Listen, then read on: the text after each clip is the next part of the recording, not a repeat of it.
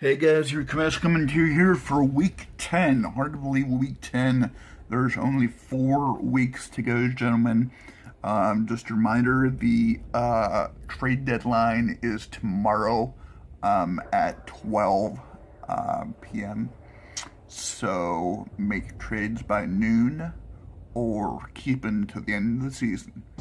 All right, we'll go ahead and break down the scores this week. First matchup, we look at Brennan Huff at King Midas.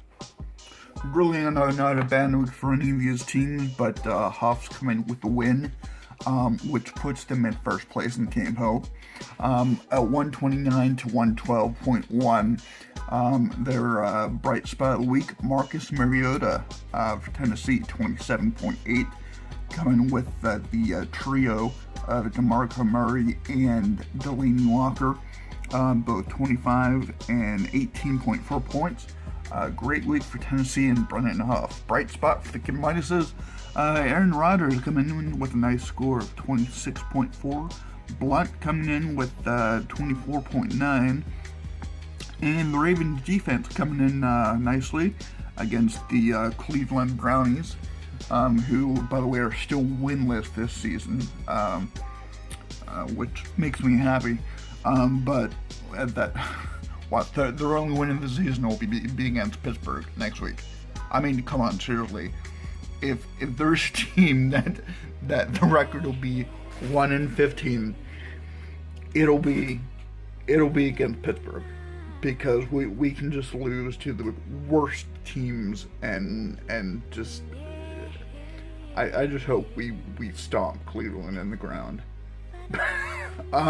Anyway, sidetrack. Ravens defense coming in with 16 points. So a lot of good things to look for in this team going forward. Another big win this week for the top-rated Deeds Info at Brady's Pump. At 116.3 to 79.1. Bright spot this week for Deeds was, of course, Ezekiel Elliott, who just totally destroyed us in every way, shape, and form in the run game.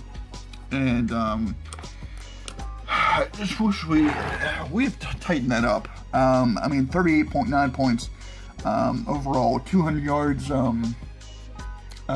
Over 200 yards total offense and 3 touchdowns is ridiculous, and we need to put a stop to that. But other bright spot, their flex wide receiver Tyrell Williams bringing in 18.5. Very good for them. Brady is pumped. Brady didn't have that great of a game, only 10.7 points for him in their loss to Seattle. The high score for them was Jordy Nelson with Green Bay, 18.6. And every else pretty, mediocre. Jim Graham, just 4 points there. Howard with 8. The Rams D and Sturgis with 9 and 9, respectively. The bench, I don't think would have mattered if Brady had made some decisions on the bench. To put Ben in and put Snead and Hill. I don't think that would have given them enough to win, but nevertheless, it's another game in the books. All right. Third game of the week we'll look at this week is the Auto Drafters pulling an upset over the Rapists. Both teams are tied for second place in their division, the Gambit MVP division, with both having a record of 6-4, and good game by both teams all around. Amazingly, the Rapists had all of their players on bye this week, every single one on the bench. So that was just kind of cool and amazing. But bright spot for the Rapists, Davy Johnson, really good game, 22.1 points, and really no other outstanding point there. Matt Ryan didn't have that great of a game, only 12 points. Prescott for the Drafters, of course, had a good game, 18 points. ODJ, great game, 15.7. Gordon and Forte, 13 and 10. in their games, and good defense score, kicking scores at 13 and 10 by the Chiefs and Bryant. Good production on their bench too. Robinson came in good with 18.4, and Russell Wilson as a QB coming in 25.6, which is good for them. So we'll see how they do next week here. Finally, the game we'll look at here is the Wet Bandits at Harvard Liners. And this one for me was just a killer. I lost this game 95-9 to 94-8. And it could have been avoided just by playing one of my bench players, which I didn't do, which I feel appropriately earns me that this week's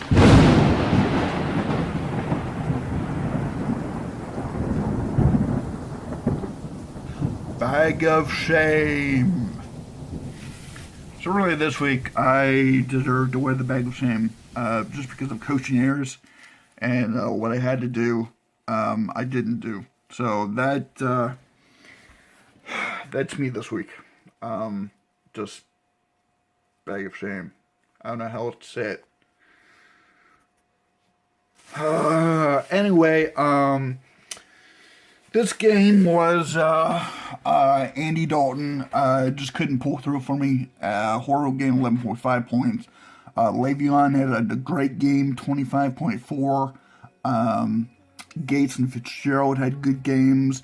And the Liners, Newton had a great game for them. Dez Bryant had a great game. AB, of course, Pittsburgh had a good game. Although I will say that those final points that stung me came from AB during the last-ditch effort to try and win the game from Ben, who made the 40-yard pass or whatever to Antonio Brown. But hey, it is what it is. Football. Bench scores for the Liners. Kenny Brett had a good game, 10.9. Jameis Winston for Tampa Bay, good quarterback score of 18. For me, Cooks and Baldwin both had good games, 15.8 and 23.9 respectively. And that's it for this week's games. Alright guys, power rankings this week for week 10. We'll go ahead and start with Deeds Info at number 1. They have a record of 7-3, points scored 11-12.3, highest in the league. Second, we'll go with I'm gonna go with the Brighton Huffs, just because of the great week they had this last week. The Huffs have points scored of only 10-27, which is significantly lower than three of our other teams in the league, but they currently are in first place and can't help. So they get the number 2 spot. Number 3 spot goes to the Rapists at 6-4. Rapists having total points scored of 1069. Number 4 spot goes to the Autodrafters at 6-4. And the Auto Drivers have a point score of 1008.9.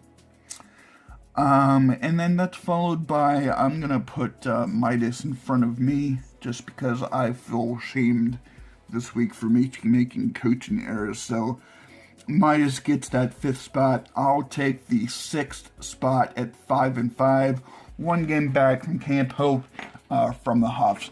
And at the bottom of the pack, I'll go 7-8 as the Liners and Brady. Just because that the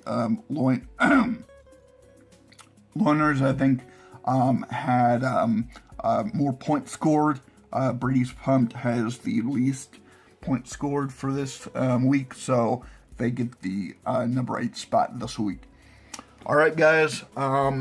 Don't forget, trade deadline is tomorrow, so make your trades, and I will catch you guys on the flip side.